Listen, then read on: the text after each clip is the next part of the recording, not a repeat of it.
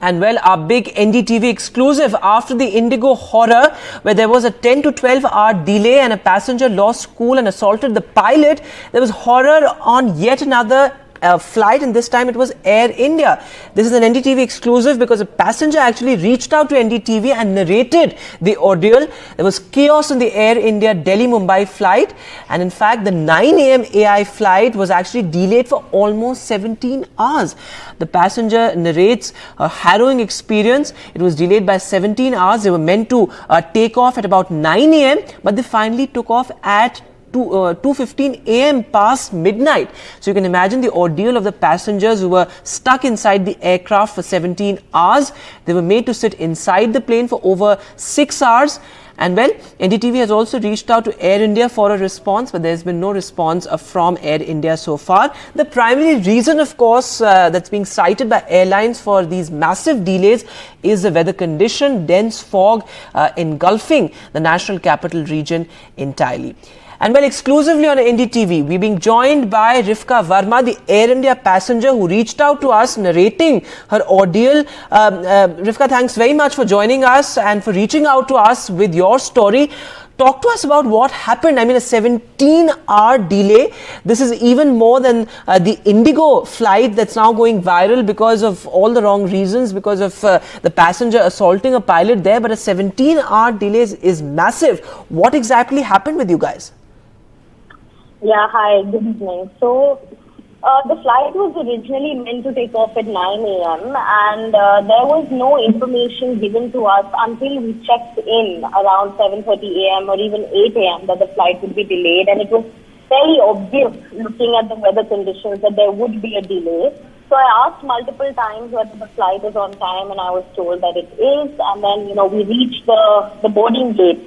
And we were told that it's delayed to 11 a.m. And that there could be a further delay. Now, they cited fog definitely as one of the reasons, but, it really snowballed through the day into the fact that, they said that the aircraft hasn't arrived. Once the aircraft arrived, they said we don't have crew for the aircraft. And this was around 2 p.m. where they said that now, the crew that was supposed to be on this flight has been put on another flight. So it was absolute chaos, and of course after the crew arrived around 5:36 p.m., we were made to board the flight with the hope that, the flight will take off at 6:30 p.m. This is what we were told. And then once we boarded the aircraft around 8 p.m., there was no pilot. So, I don't think that the ground staff is to blame.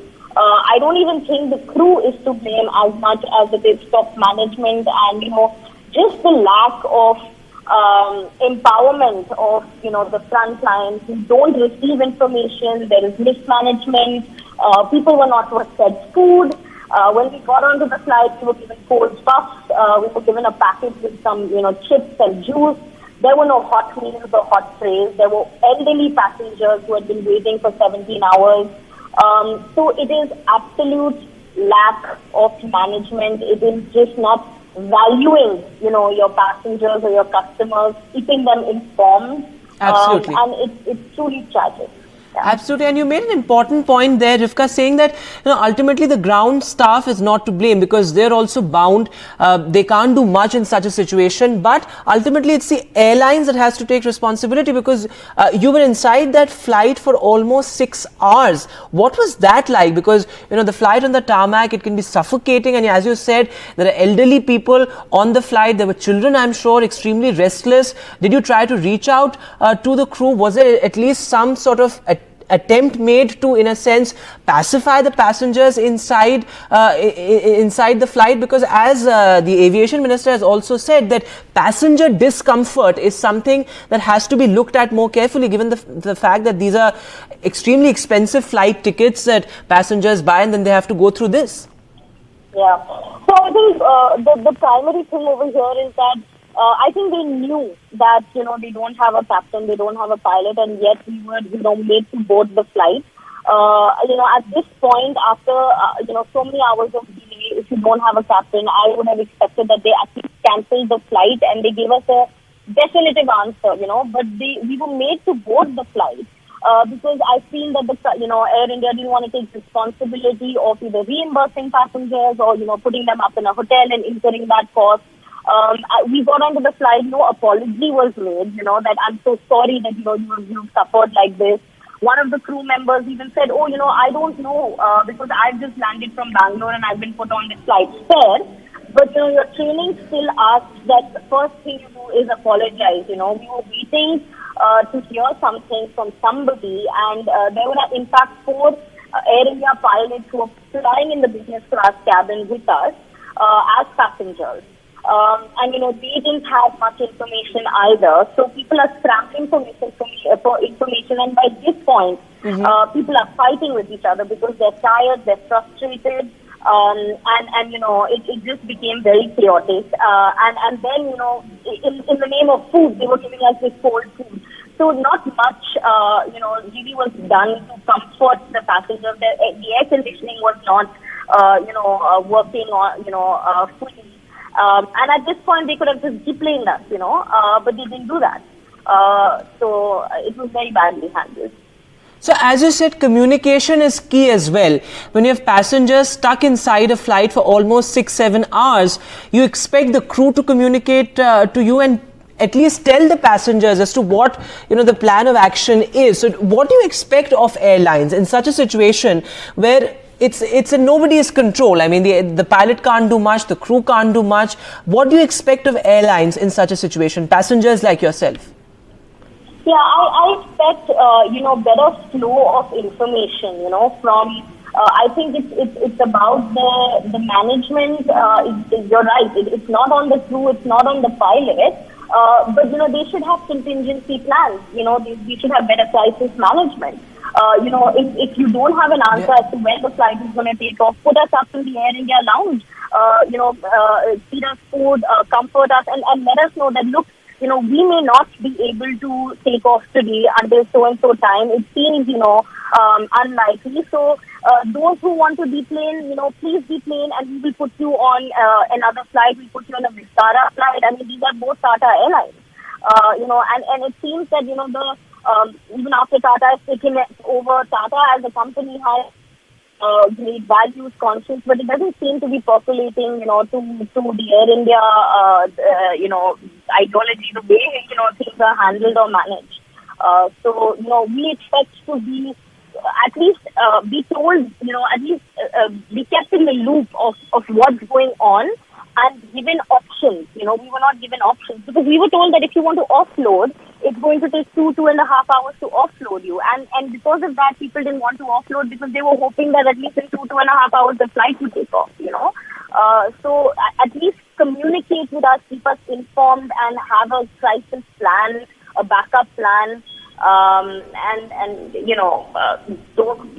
think they were afraid to spend the money. So having a contingency plan in such a situation, because this is perhaps something that airlines should have anticipated, given the fact that there has been dense fog, particularly in the past couple of days, and there are IMD predictions sort of forecasting dense fog in the area. But do you think airlines have to be held accountable? Because of course, Air India has not responded to this so far. We have reached out to Air India, I must reiterate, but until and unless there's some video that goes online, that goes viral, do you think airlines aren't that accountable when it comes to such situations, and the DGCA or perhaps the aviation regulator has to, in a sense, hold them accountable? Yes, absolutely, and I think it's the top management that's accountable because like I said, the ground staff clearly doesn't have the training that is required, to handle such a situation. So it actually has to be top down, and there needs to be a larger sense of responsibility taken by the management to say that we need to improve our operations and management.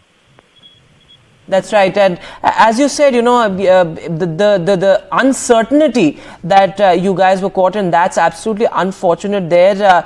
But talk to us about how you coped with that pressure of being stuck inside the flight for 6 hours? As you said, there were elderly people, there were senior citizens, there were children there as well. How did you or people around you cope with that kind of traumatic experience of being stuck inside of a flight for 6 hours? And of course, the fact that I'm sure many people on that flight had their own sort of emergencies as well, and that flight was delayed by 17 hours. So there has to be some sort of end to it as well.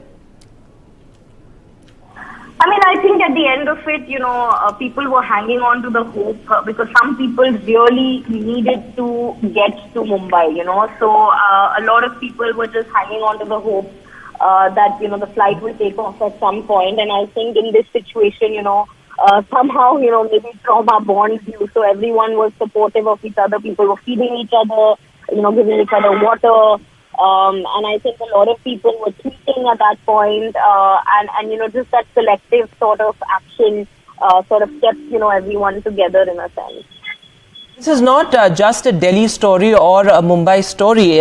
Flight delays across the country. Rifka, thanks very much for joining us. But do stay on with us because we're joined by callers from across the country. Stephen from Mumbai is also with us. So, Stephen, talk to us about your story. These flight delays really causing a lot of, a lot of ordeal, a lot of trauma for passengers across the country. The reason is not the flight per se. It is poor communication. Every time there is a flight delay, they always say technical reason. They're not very specific, And you can shut down your airports for a day or two, keep people at home safe, keep the staff safe. Why fly at all? What's the ordeal? You are delayed by a day or two. Unless there is an absolute emergency. The airlines must communicate, the transport authorities must communicate, ground services must communicate. You don't bus people on tarmacs and leave them for hours,